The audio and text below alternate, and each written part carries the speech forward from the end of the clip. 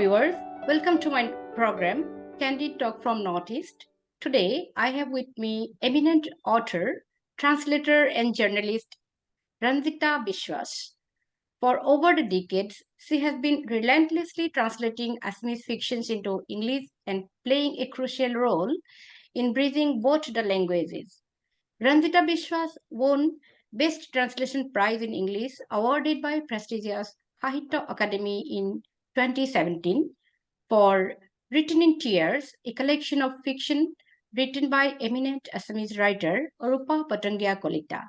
In 2021, she won PFC Valley of Words Award for The Loneliness of Hira Borwa, a collection of short stories originally titled Miriam Astin Otoba Hira Borwa, written by Orupa Patangia Kolita. She has also won prestigious Kotha Awards for several times. She also reviews cinema and writes travelogue. She also writes for children. A journalist with over decades of experience, Ranjita Biswas is now the editor Transworld Features in Kolkata. Let's listen to my guest about her incredible journey as a translator, author, and a journalist. Welcome, Baido. Thank you so much for your kind consent to join the conversation as a guest of the maiden episode of Candid Talk from Northeast. You have earned the distinction of a renowned and prolific translator and are effortlessly translating important Assamese fictions into English for long. How were you drawn to translation of Assamese literary works? What is the inspiration to shoulder this self-imposed responsibility that plays crucial role of taking the original work to a wider readership through a bridge language? Namaskar, Shubha Khandya, good evening, and thank you, Ratna, for having me here. And yeah, it's an honor to be on this show and talking to you because you yourself are a well-known journalist and writer. You're asking me how I have gone into translation, right? Yes. See, my schooling... Yeah. Sorry? Yeah. My schooling, actually, I started in Assamese medium school. At that time in Upper Assam, I grew up early years in Dibrugarh. There were not too many English medium schools. And actually, tell you frankly, the trend of putting everybody in English medium school was not so much in those days. Anyway, so I started reading books outside school books in Assamese, Ohomia, afterwards in Bengali, and later in English. In my teenage years, I was introduced to Assamese short fiction, which was experiencing a kind of new wave in the 60s, 1960s, with writers like Homen Borgohain, Bhavendranath Hoikia, and all others. We know all their names. However, I enjoyed reading the stories, but I never thought that one day I'll be translating, from Assamese to English. Later, when I was living in Guwahati, that was after my marriage, and I was actually bringing up two young children, I did not take up a full-time job, but, did a little bit of writing. Then late Dr. Nirmal Prabha Bordoloi, when she saw my interest in Assam's socio-cultural life and everything, and she asked me, Ranjita, can you translate some of my non-fiction works, for publication in some journal or newspapers? I don't remember that. I did some of those, and I found myself enjoying, the work. Later, I translated Dr. Bhavendra Saikia's Stringhall as Fetters for Sahitya Academy, and Pita Putra for National Book Trust. So, and in the meantime, in the 70s, I think, no, not 70s, late 80s, the Kotha organization under Gita Dharmarajan, she started a very good program of translating regional literature from all the languages. And there was a kind of competition for the best stories and best translators. And so on a look, I just, joined and got an, was, I think 3 times I got a Kothai award. Ah, So, and so it happened that I found that I enjoy translating. The other thing is, I thought that Assamese literature is so rich, but due to fewer translators at that time, at least, the people, readers outside Assam, even within India and abroad, of course, unless it is translated to English, was not reaching the readers. So I thought that this is a field that I can work on for two things. One thing, my love of literature of my own land, and secondly, enjoying the work.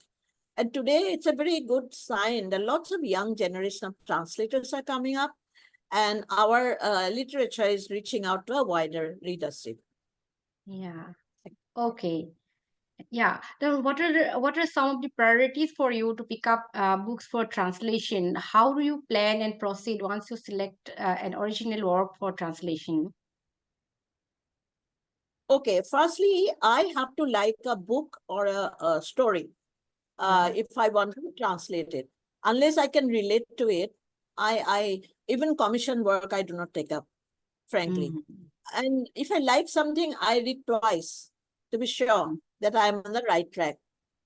Uh, I have done, as you know, a lot of Orupa Potangya Kolita's Yeah. works, and some of them brought, as you mentioned in the introduction, awards too. When I was in Calcutta, when I first read Oyananta, I liked it so much. And at the time, I didn't know her. And I knew her name by reading her, stories in various publications. And I thought that this is one of the very, very powerful new writers at that time. Then I read Oyananta and liked it so much. I gave a proposal to Kali for Women, which is now Zuban under Urvashi Butalia. And they immediately said, yeah, go ahead. And that book later was also translated into Hindi because I think they have some other publication, they have a kind of tie-up. So it was named Dawn. And another book, Written in Tears, of a collection, Austrulipi, of Odupa's stories, it reflects a lot of turmoil, as we know, what we know as Andolan time, 70s, 80s, and its effect actually spilling to 90s too. And during that period, I was in Guwahati. I was living in Guwahati. So I was witness to the whole, period of turmoil and how it affected. So that's how this is another kind of proposal I gave to HarperCollins, and they liked it, and it was published, and that's how it. Anyway, that it will get an Sahitya Academy Award. I never thought, but anyway, I feel it is very, very important to build a bridge between the writer and the translator to get a better result. In fact, before finishing, giving the finishing touch to Oyananta, I went and stayed with Arupa in Tongla, where she was teaching at the time, Tongla College, because I was not very sure, because if I don't know whether I should say that, I was always brought up in a town or city. So I was not sure that rural background is coming out well or something, some words might maybe. And I thought it was also a good idea to get introduced to the writer. So the kind of trust also builds between the writer and the translator. Some time back, I think 2 years back, Gitanjali Sri and of the Tomb of Stone fame, which got a Booker Prize, and her translator Daisy Rockwell, both of them were in Calcutta for festival, book festival. And there it was, I found it very nice. Daisy said, we argued a lot of time. I disagreed with her, she agreed, but we are always talking, communicating. And ultimately, after the work was finished, it was like dancing a waltz, you know. And so Yeah. both of us were dancing a waltz, step by step, Uh-huh. synchronizing. So it was with Arupa. Mhm. Then, of course, for Erekanath and other stories, which was a Yeah. later publication, Mhm. I chose stories by Assamese women writers of a later generation. You know, Mhm. not Nilima Borgohain or Arupa or Sneha Mhm. Devi, you know, writers. I believe the new generation of Assamese Yeah. writers are, and one of your stories is also there, by the way. Yes, it is there. So, Thank you so much for including me as so, Yeah. so, recently I have done this year only, as Mhm. you know, this beneath the Simolu tree, or in Assamese, Of Sharmistha if you, Pritam. yeah, Simolu Gosar Talat. Yeah. Basically, it's a translation from Sharmistha Pritam's Wrong. Mhm. And Mhm. why I took up the work, because, you know, though it is set in a very rural Assamese background, the protagonist Poridhi, she, you know, one of the reviewers said, you know, we always Yeah. talk of feminism in the Into. urban context, but this is, you know, a feminism or women strong characters from the rural Mm. areas. So this is how I, Yeah. you know, select or choose Yeah. what to translate. Okay. So, how challenging is bridging the gap between two different languages? Like it is love for Assamese or English language which keeps motivating you to search for new work to translate. Actually, translation is always a challenge, because many today don't call it translation, they call it transcreation. Uh-huh. Because when a new work comes out, the both the writer and the translator both are involved together. Mm. Nowadays you will notice that the translator's name thankfully also comes out on the book jacket. It was not Mhm. so in the past, you know, the translator Mhm. name was somewhere written in Yeah. the second page, whatever. And also, you know, there are lots of awards today for Mhm. translation. So that is also a big boost for Indian bhasha, you know, Mhm. literature, because there's a big readership, and let's admit it, many of the today's generation don't read their own language. They want to read in Mhm. their own English, but at the same time, they want to read about their own land. Suppose one Mhm. NRI, you know, family in America, the Mhm. parents want to introduce the children to Assam or Assamese literature. The only Mhm. way is through translation, right?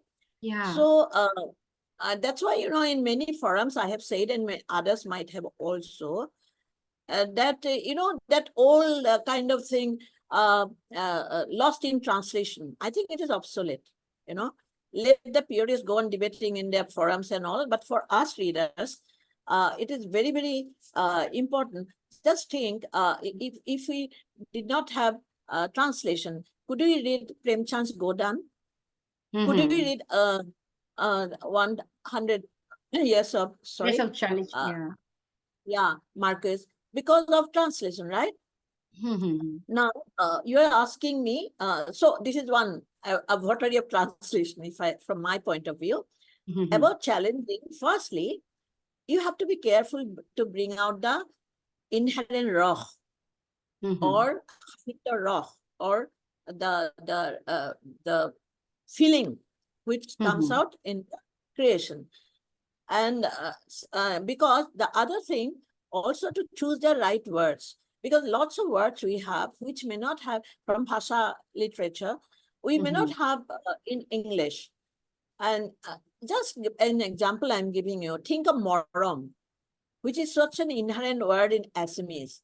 But morom can have so many innotations, right? It can be Yeah. morom between lovers. It can be morom between parents, from the parents to the children, I mean. It can be also a description that girl is, you know, bar moram loga, you Yeah. know. So when Mhm. you translate, so you have to contextualize. The other Mhm. thing, you know, another thing is interpersonal relationships. Can Mhm. mama and khura be blanketed under the word uncle? Mhm. Because if you look at it, the relationship with a mama is more close to a child, in Bangla or Bengali, they say mamar ghare jabo. Because then you can invest in anything, you can do whatever. Child may not be that free in a khuda or paternal uncle's house. So I remember when we were in Shillong, we used to have winter vacation, not summer vacation. So we used to wait for the winter vacation because we could plonk ourselves in Mama Ghar in Jorhat. All those nice sweet memories are still there. So sometimes one has to join a subtext like Khura, my father's brother, something like that. But at the same time, many many writers, even publishers nowadays, do not want to explain too much. It's okay. They want to keep the original name or a flower or whatever. Recently, 2 years back, I read a very nice book, very good book actually, Aninita Ghosh's debut novel, The Illuminated. Okay. There, she has kept words like poite, which is logun in Assamese, then payesh or payoh in Assamese, without giving, not writing rice pudding. That's fine. Because your rice pudding again becomes too anglicized. That's fine. But sometimes, and also nowadays, lots of publishers don't put glossary at the end, which was the trend before, norm before. But at the same time, I personally think some kind of glossary, when the words are too rooted to the land, should be, explained at an end note or at the end of the book.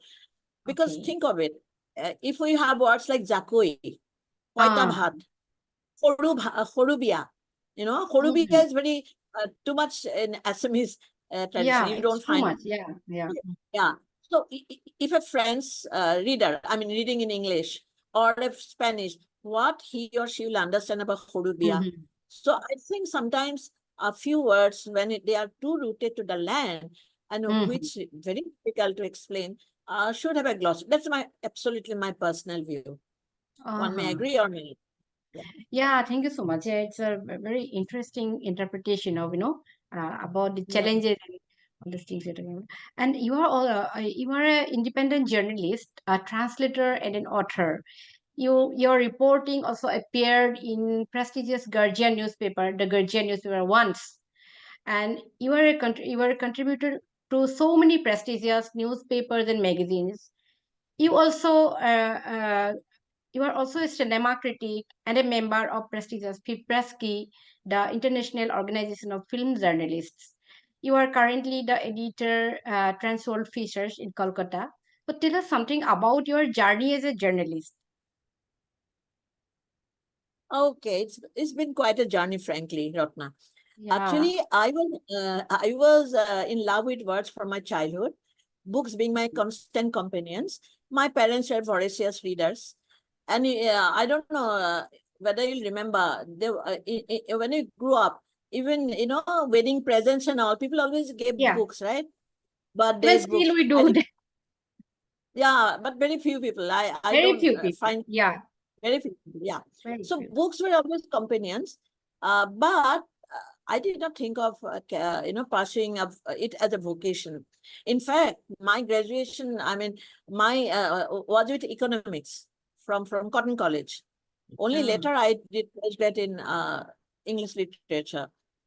But talking about my journey to journalism, when my children were young, as I told you, I start because I liked writing. I used to contribute as a freelancer to Ipswich Weekly, Femina, and Femina. I later became a stringer from there, and also the Sentinel, where the editor Dhirenda or Dhiren Bajura gave me a good window to write my middle and articles, and also Prantik. I used to write in Assamese also more. And I was hooked, if you can say that. I was hooked in the world of, books Journalism. and words. Yeah, the journalism, yeah. Then I came to Kolkata. So that by the time my husband got transferred, then my children were growing up. So I thought now I can maybe take a full-time job. So the Financial Express opened its edition in Calcutta, and they were looking for a features editor. I just, with a fluke, I applied and got the job. Later, I worked in the Telegraph. So that grounding, of course, was very, I think I learned a lot in Telegraph, especially.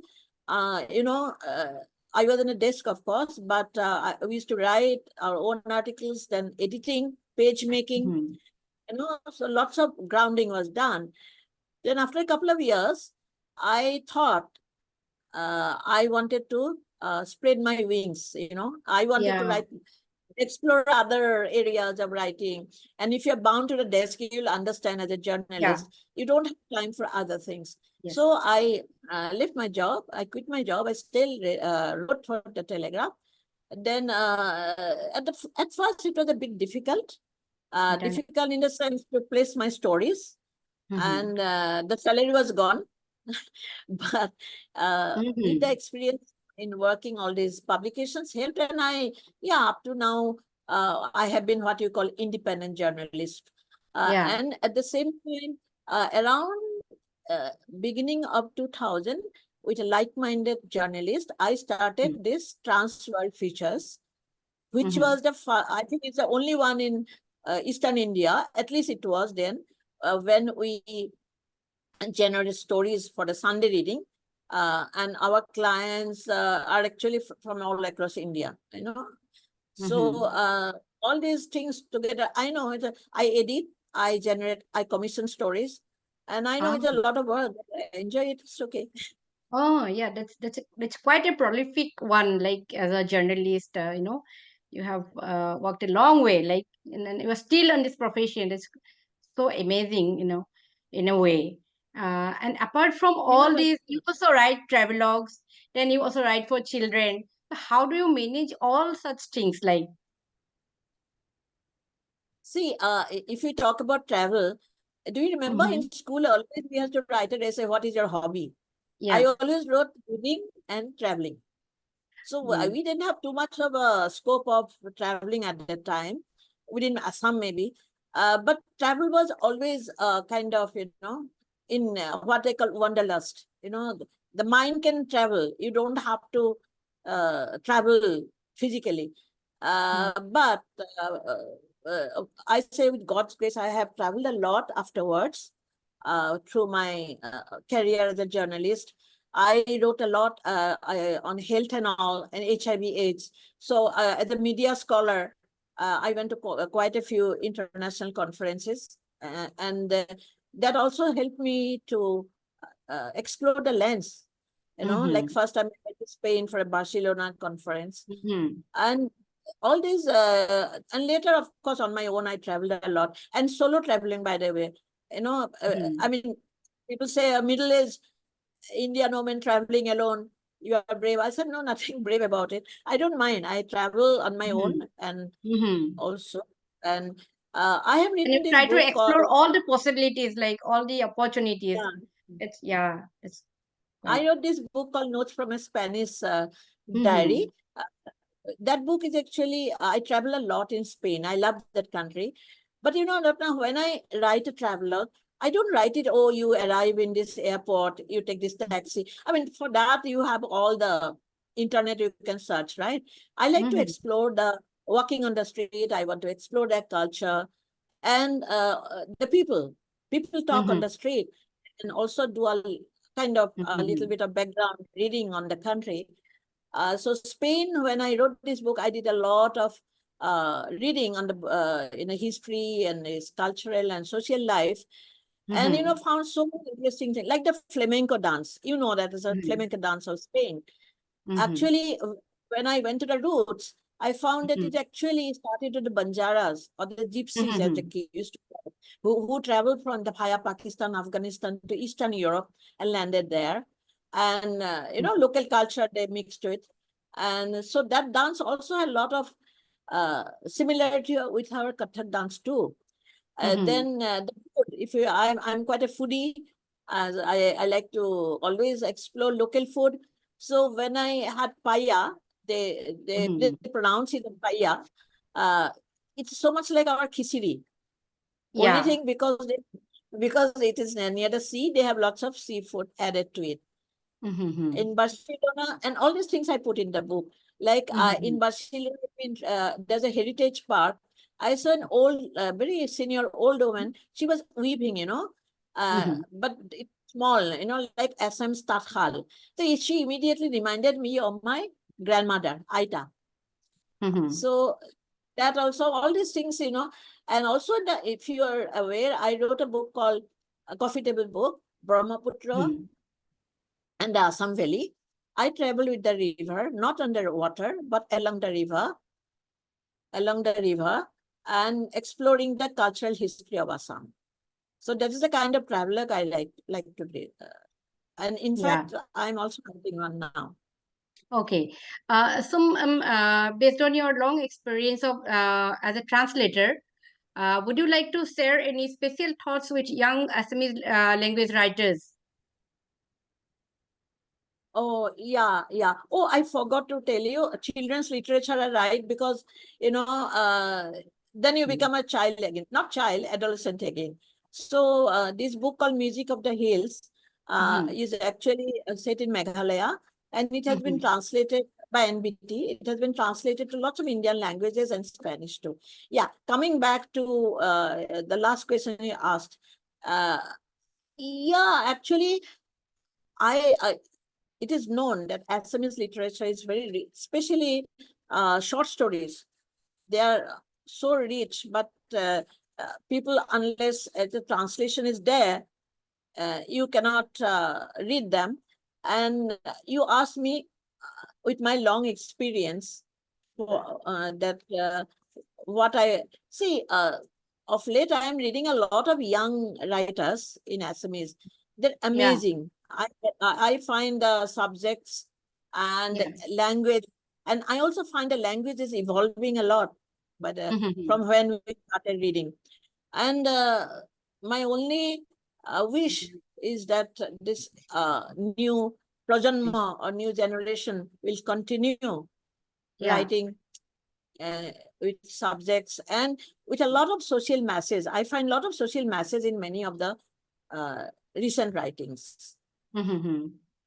And and also, if I may add, as a translator or as a writer, you read. You Mm-hmm. have to be exposed to lots of literature from different, uh, countries within India. Like now we are lucky that there's so many translations from Malayali literature, which is very rich. All this help, of course. Assamese language is spoken and read by a smaller community in comparison to major contemporary Indian languages. How do you compare the creative works written in Assamese language with other Indian languages in terms of literary standard? See, as I said earlier, and others will agree, Assamese literature evolving uh, from Sri Manta Shankardev's time, later, modern like Arunodoy, then Renaissance literature, I mean, magazines like Jonaki Juk, Abahan, Ramdhenu. They have great stories, lots of writings. Then later, Soy Abdul Malik, Mamani Goswami, we can name quite a few. Quite a So few. their writings are not necessarily only Assam quote unquote centric.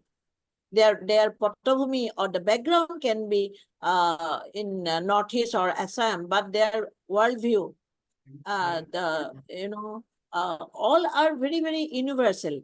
So if Mhm. you ask me what is the standard, I think it is as good as any Bhasha literature in India.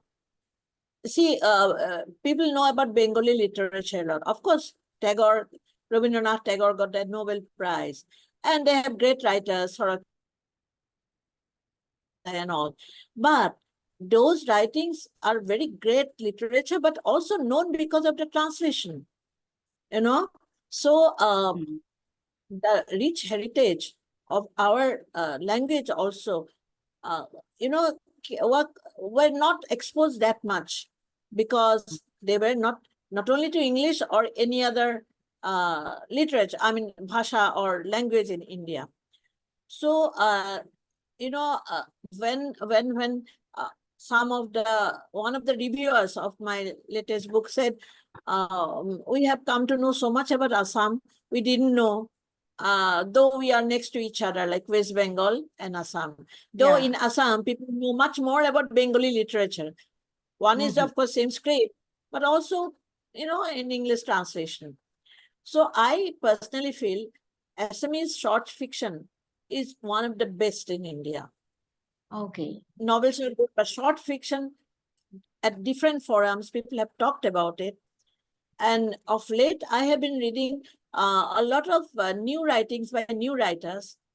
And I find that I'm amazed by the variety, by the use of language, and also by the way I find from when we started out, lots of words, you know, have entered in our Assamese language, which is good because language is not a static thing, right?